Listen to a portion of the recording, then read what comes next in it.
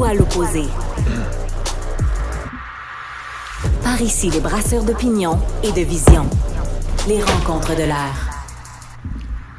C'est l'heure de notre rencontre avec Alexandre Moranville-Ouellette, animateur à Cube, chroniqueur aussi à Cube. Et hier, j'ai tenté de parler avec Julien Bournival. On parlait de lui dans Le Devoir suite à son podcast, ses TikTok qu'il fait, d'où il parle de la masculinité, mais comme lui veut bien l'entendre. Et il y a quand même plusieurs personnes qui vont voir ça.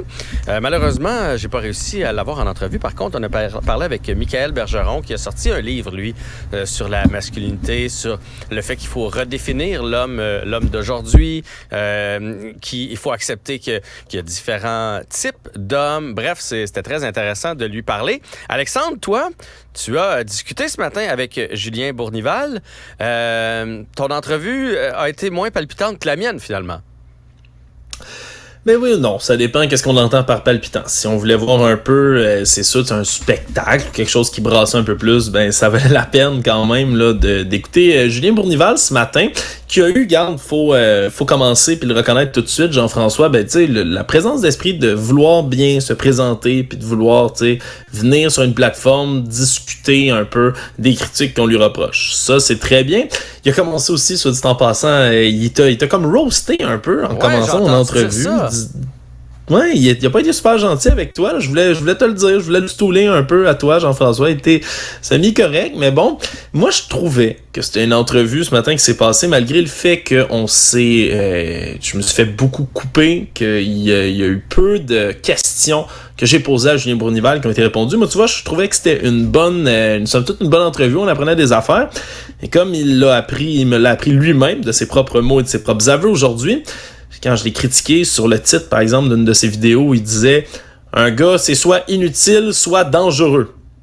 Je sais pas trop quel genre de qualité c'est être dangereux en 2023 pour un garçon, mais quand je l'ai confronté là-dessus, ben il m'a dit « regarde, tu vois, le titre de mes vidéos, des fois, c'est des clickbait. » J'ai demandé directement « Si c'est du clickbait, si tu n'attrapes à clic? » Il m'a dit « Oui. » Puis là, tu vois, il y a quelques minutes, je suis allé faire un petit coup d'œil sur sa page Instagram. Puis tu vois, lui a repartagé notre entrevue de ce matin comme étant Toxic AF. En anglais, Toxic as fuck.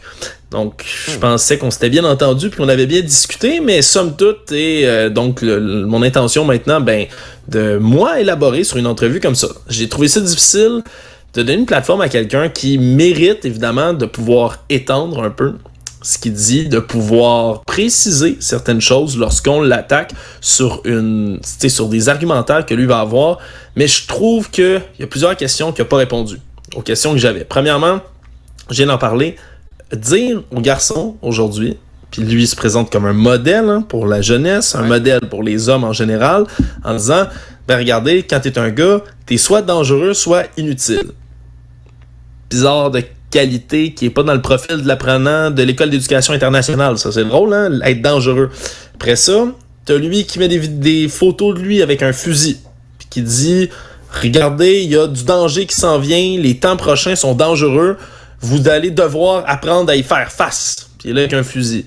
Puis il parle de danger, il parle de s'armer, Moi, honnêtement, habituellement, c'est des codifications que je vois dans plusieurs mouvements radicaux ou théories complotistes. Je veux pas lui prêter des intentions. Mais après ça, d'afficher du matériel comme ça, en boucle, de parler activement comme ça de gars forts, puis de gars masculins, puis je trouve qu'on s'en allait dans quelque chose qui était étrange. Je lui ai posé la question. Pour vrai, je voulais comprendre pourquoi il faisait ça. Puis il m'a jamais répondu.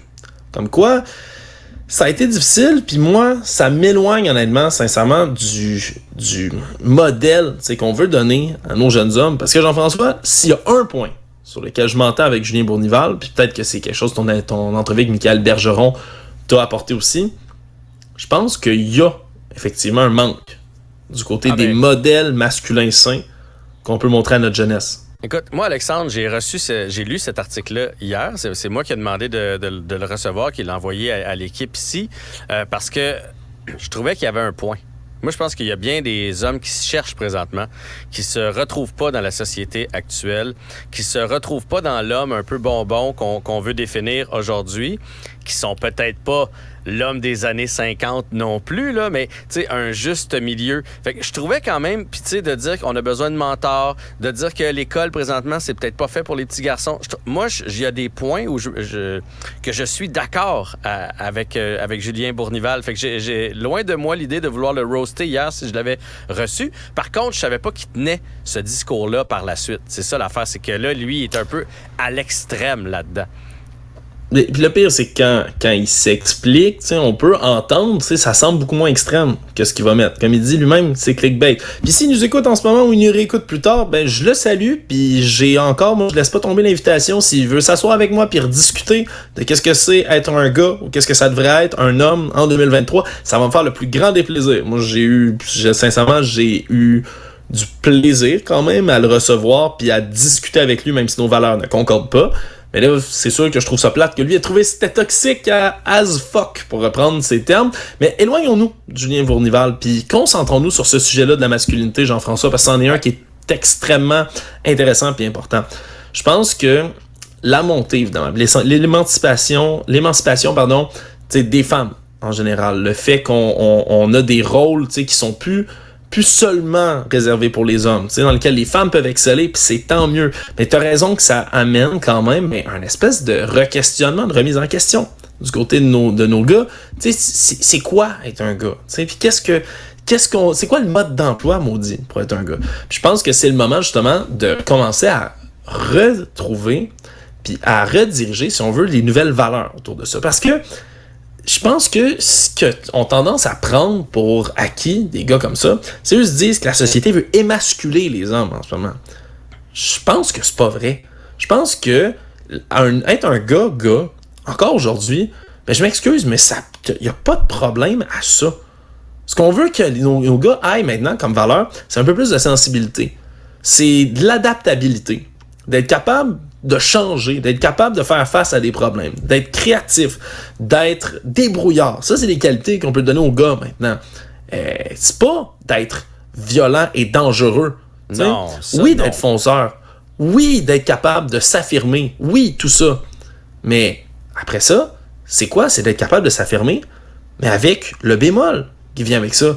Être capable de s'affirmer sans piler sur les autres. Être capable de s'affirmer en prenant en considération les gens qui sont autour de nous.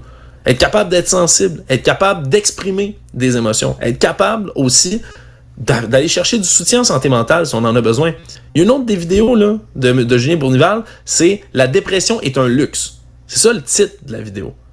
Je m'excuse, c'est une condition médicale documentée. C'est pas un luxe, la dépression. Tu peux pas juste souhaiter que la dépression s'en aille puis être ben tough, frapper dans du ciment, puis la dépression s'en va. C'est pas comme ça que ça marche, malheureusement. Mm-hmm.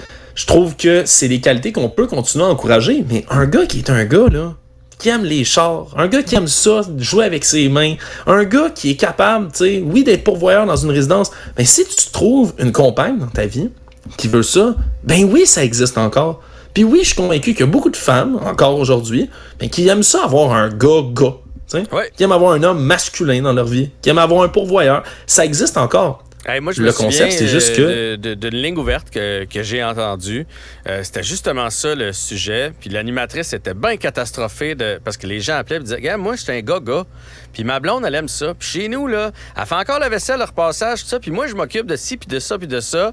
On a nos tâches de gars, nos tâches de filles. » Les lignes étaient pleines. Puis des femmes qui appelaient, qui disaient « Moi, j'aime ça encore, un homme viril. Un homme, tu sais, moi, les petites crèmes chez les hommes, puis les hommes qui se rasent, j'aime pas ça. » C'était plein de femmes qui appelaient pour dire ça. Fait que oui, il y a encore une place, mais on dirait que c'est surprenant d'entendre ça, puis qu'à la limite, je trouve que ça se dit plus. Tu sais, dans un souper avec des amis, là, dire « Regarde, moi, là, j'aime ça le soir, là, je m'en vais, puis je frotte mon char, je le cire, puis ça, là, tu passes pour un abruti. » Tu sais, c'est mieux de dire que tu as discuté avec ta conjointe et que vous avez fait la vaisselle ensemble. Puis, c'est ça qui est bien vu aujourd'hui. Puis moi, c'est ce que je fais. Moi, je suis pas un gars avec mon char puis tout ça. Moi, j'ai le hockey, des affaires de même. Mais je comprends que... Puis certains de mes chums sont comme ça. Certains de mes chums sont plus gars. Puis c'est correct. Mais on dirait que ils ont plus tant le droit de l'affirmer. Moi, je pense qu'il est là le problème. Parce que tout de suite, ils se font rabrouer. Peut-être. Honnêtement, c'est intéressant autour de ça. Puis je pense, encore une fois, que comme pour plusieurs sujets qu'on a déjà abordés, Jean-François, puis qui reviennent dans notre société encore, là, puis qui se polarisent tout le temps, il y a un effet, encore une fois, de ressac. C'est un balancier. On a beaucoup bousculé là-dedans, on a beaucoup voulu rentrer et confronter le modèle masculin tel qu'il était établi depuis toujours. Donc, ça, c'est simple, là, tu sais. Depuis toujours, il était là. Ce que me disait Julien Bournival ce matin, lui, il me disait « Ouais, mais tu sais, dans l'histoire, c'est cyclique, l'histoire, ça se répète toujours, on fait toujours les mêmes erreurs, puis là, quand on en a besoin, on retourne toujours vers le modèle traditionnel, le gars pourvoyeur, la femme à maison. » Puis, tu sais, il m'est revenu à peu près là, dans ces histoires-là. Sauf que, contre-argument pour ça, de toute l'histoire humaine, les femmes n'ont pas eu le choix. Retour à ça, là, comme solution, les femmes n'ont juste jamais eu le choix. C'est ça, c'est les gars qui décidaient. Puis on va se rabattre sur les modèles traditionnels. C'est là, moi, où je veux mettre la ligne. Oui, place aux gars qui veulent être des gars. Oui, il faut arrêter de culpabiliser. On a voulu déconstruire le modèle masculin de manière très forte. Ça prenait tout un choc. Mais maintenant, il faut revenir dans le centre un tout petit peu. Il faut recentrer ça. C'est correct de vouloir être un gars viril. Il y a du monde qui apprécie encore ça. Mais il faut aussi valoriser une chose. Il faut arrêter de valoriser uniquement ce modèle-là comme... Il y a des gars comme M. Bournival tente de faire, c'est de vraiment valoriser le gars qui fait du gros cash sale puis qui provide pour sa famille, comme pour reprendre des mots de M. Bournival. Je pense que ça, de juste s'en remettre à celui-là, c'est pas une bonne chose. Je pense qu'il faut apprendre en plus de tout ça à nos jeunes gars. Oui, de leur dire qu'ils peuvent être comme ils veulent, mais qu'il y a maintenant des valeurs de respect qui sont importantes. Oui, des valeurs de discipline, mais aussi celles de conscience des autres. Oui, d'affirmation de soi, mais aussi de vulnérabilité. Tu sais, faut qu'on soit capable maintenant d'amener tout ça dans une nouvelle génération de gars. Mais c'est sûr que si ça se fait pas bien, ou si on n'a pas des modèles pour les retransmettre, on va être attiré par des modèles forts de gars musclés, barbus, qui ont l'air de flober des millions sur Instagram. C'est un modèle qui a fait ses preuves aux États-Unis, puis Julien Bournival et les autres qui font comme lui n'ont pas réinventé la roue du tout. Hein? C'est ce qu'Andrew Tate fait, c'est ce que des Jordan Peterson font de ce monde en ce moment. Ça pogne, puis pourquoi? Il faut s'y intéresser à ce moment-là. Ça prend parce qu'il y a un manque à gagner. Faut être capable, à la place de laisser, je m'excuse, mais laisser des gars comme ça amener un seul modèle comme il a toujours été, puis sans vraiment le changer aux gars d'aujourd'hui. Il faut que nous, des gars, des pères, des animateurs de radio, des modèles dans la société, on le prenne, ce rôle de modèle-là, puis qu'on soit capable de le dire, les gars, c'est correct d'aller chercher des soins de santé mentale, c'est correct d'être vulnérable, c'est correct de pleurer, les boys, mais c'est aussi correct, si vous voulez, Colin, être en bédaine, une bière dans les mains, après une game de hockey en polissant votre char, là. J'essaie de trouver tous les stéréotypes les plus masculins que je peux trouver, mais ça aussi, c'est quoi? C'est correct. Culpabilisez-vous pas d'aimer ça. C'est encore correct d'être un gars, mais c'est correct d'être un gars respectueux et avec des valeurs qui, quand même, concordent à l'époque dans laquelle on est. Tu vois, Alexandre, t'as exactement, dans le fond, la même conclusion que Michael Bergeron, l'auteur du livre, Les gars, faut qu'on se parle. Il nous a quittés là-dessus hier, parce que dans le fond, je disais, j'ai l'impression que les gars se cherchent plus que les femmes. Puis il dit, les femmes, ils ont accepté entre elles qu'il y a des femmes plus féminines, des femmes plus carriéristes, des femmes qui veulent rester à la maison, des femmes un peu gars, un peu plus masculines. Tu sais, ils acceptent tout ça. Chez les hommes, présentement, on s'accepte pas. Le plus viril regarde le plus sensible, je vais le dire comme ça, de travers. Le plus sensible regarde le plus viril de travers. On dirait qu'on voudrait qu'il y en ait juste un modèle, alors qu'il y a plein de modèles. Puis il faut accepter toute cette amalgame-là. Puis c'est ça qui va faire en sorte que les jeunes garçons d'aujourd'hui vont réussir à se définir dans leur rôle d'homme, de mari, de père, de boys, de tout ce qu'on voudra. Fait que vous avez la même conclusion, tu vois. Tu pourrais écrire des livres à l'avenir, Alexandre, aussi. Je pourrais faire ça, mais aller pas les mon char en attendant à la place de JF. C'est bon. Hey, salut! À bientôt. Prends soin de toi, salut.